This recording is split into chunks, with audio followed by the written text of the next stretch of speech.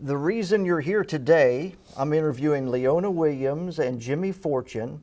And just from me hanging around Nashville, I knew that the biggest fan of Leona and the biggest fan of Jimmy Fortune is you. And so I thought, well, I've got both of them here. I'm going to call you and see if you can come up from Cookeville just to sit in on it. Well, I appreciate it very much, and you're exactly right. There's no bigger fan of the two of them than me. What's so special about Leona? I followed Leona when she was with Merle, and she was just beautiful. There's no doubt about it. Beautiful lady, and she had such a sweet voice. And I met her in Paducah, Kentucky one night at a Holiday Inn. She was staying there, and she walked in when I was checking in, and I looked at her and I said, "You look like Leona Williams." She said, "That's because I am." And I started talking to her, and we met for breakfast the next morning, and it became a friendship, and I've followed her all over the place. And how did you become such a fan of Jimmy Fortune? Well, me and my mother followed Jimmy Fortune when he was with the Statlers. And when I came to Nashville, I found out where Jimmy was performing, and I went to his shows. And I had an older couple that kind of adopted me and my wife. It was like a mother and daddy, and they went with us. And Jimmy developed a relationship with him because he was a veteran. And every time we'd go to a show, he had talked to Hugh before he would go back and sign autographs. And then Hugh passed away, and I called Gladys and Van Dyke. Mm-hmm. She was helping Jimmy with his bookings, and I called her and I asked her if I could get Jimmy to come to his funeral. So she said, "I'll let you know." She called him about an hour later. She called me back, and she said, "Jimmy will be there free of charge and do a couple of songs." Now, Ralph, tell me about this shirt. This shirt that I'm wearing, I was at a concert in Alabama, and Jimmy was wearing it on stage. And when he finished, I walked up to him and grabbed him and hugged him and told him I loved him. And I said, "I love your shirt too, Jimmy." And he said, "I'll just give it to you, Ralph." Well, he started taking it off, and I said, "Jimmy, you got to sign autographs." And so about a month later, the lady that I just mentioned earlier was dying of cancer. And Jimmy told me he wanted to get together with her before something happened to her. So we met here at Cracker Barrel in Nashville, right down the road here, and we had lunch, and we fellowshipped and cried and talked and everything. And when we were done, Jimmy said, "Come with me, Ralph." And I went outside to his vehicle, and he opened the door, and the shirt was hanging there.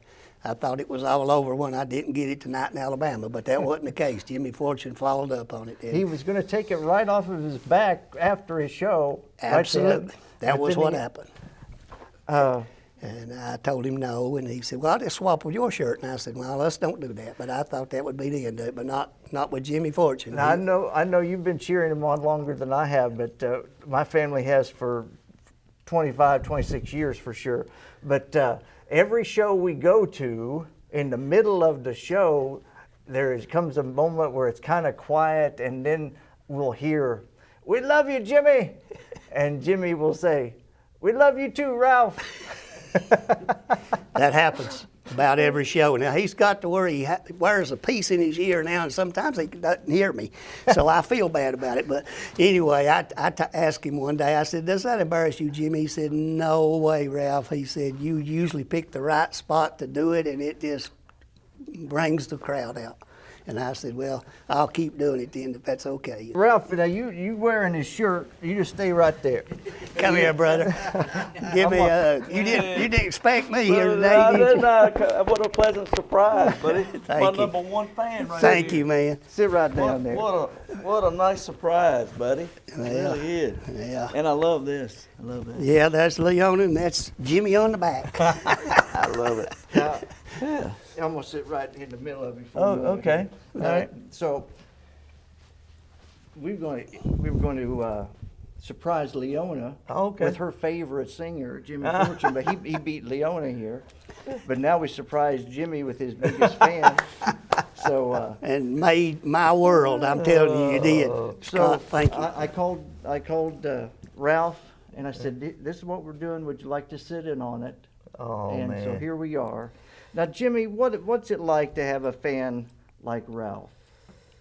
Well, he's just a genuine person.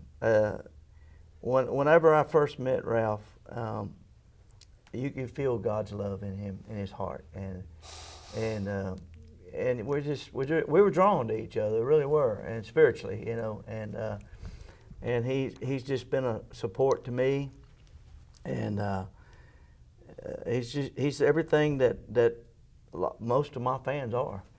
And my fans, I got the best fans in the world. We used to say that with the Statler Brothers, and but they carried on right with me whenever I went on my own. They supported me, and so it's just kind of taken off from there. But whenever he's in the audience, I can feel it. And like I said, he lets me know about halfway through the show. Usually, he'll come there. I love you, Jimmy, and I'll say, thank you, Ralph. I'm gonna pay you later, buddy. Yeah, and I don't have. I'm never got You ain't that got money. paid yet? I haven't got that money, Jimmy. It got lost in the mail, I think. Any idea how many Jimmy shows you've been to? Lord, no, I haven't kept up with him. But we was in Alabama just recently, and Jimmy said, "Well, Ralph comes to about all my shows." And I said, "Not all of them, but as many as I can, Jimmy." Yeah. And he said, "Well, I appreciate my true friends, and I love them so much. They bless me." And I told him from the audience, I said, "Jimmy, it's because you bless everybody else." And he got a standing ovation at that point. Well, Yeah. you know, I feel how lucky we are and blessed to do what we do, you know. And I look at all the people and the talent that's out there in this world in the country music and gospel music and all the different things, and I see where I'm just so blessed to be able to do this, you know. And I realize that really I have a great love for music. But my biggest gift is a love for people, and I really feel like it's been my purpose to try to let people know that, you know, when you look back through my life, there's been a lot of ups and downs and a lot of loss here and there, but God's love and through the people have kept me going, you know. When I take the stage, I feel the love. When the letters that I get, the cards that I get, the outpouring of love from people is it's overwhelming, really. I had a experience happen when Jimmy passed away, my boy, because he had some problems in his life. He was spinal bifida, and he was always in and out of the hospitals. And Didn't think he was going to live to be No. a year old, right? So every day was a blessing, and I counted it as a blessing. But I remember not too long before he passed away telling me that, he said, "Dad, I'm getting tired." And I said, "Son, you know, you've been there before. You've gotten through it so many times." He had. He said, "No, I don't know how much more I can take, Daddy." That was the last time we were together. And I came home from that and thought, man, I told my wife, I said, if something happens to Jimmy, I said, I don't know what's going to happen with me. I really don't. But I said, I just can't see my life without him, you know. And so whenever he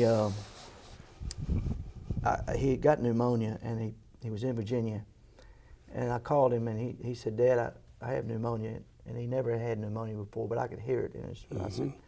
I said, "Son, if you get feeling bad," I said, "you got to get to the hospital." I said, "You can't wait around."